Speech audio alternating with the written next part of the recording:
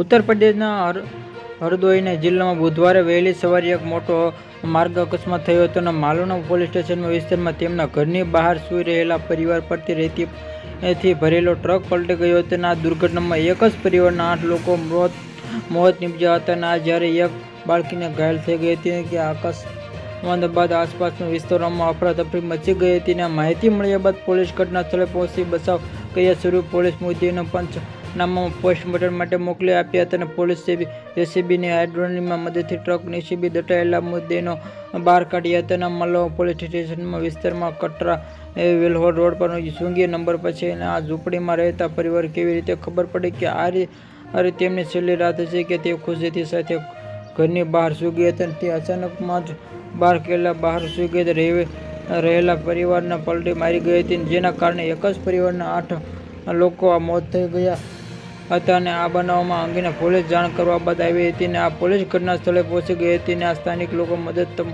તમામ બચાવીને કામગીરી શરૂ કરી દીધી. જેસીબીને આ હાઇડ્રાની મદદથી ટ્રકની શેક દટાયેલા તમામ મૃતદેહ બહાર કાઢવામાં આવ્યા હતા અને આ ઘટના માત્ર એક માસૂમ બાળકી બચી ગઈ હતી અને જે ઘાયલ થઈ ગઈ હતી અને તેને સારવાર માટે હોસ્પિટલમાં મોકલવામાં આવી હતી. Surprise my channel.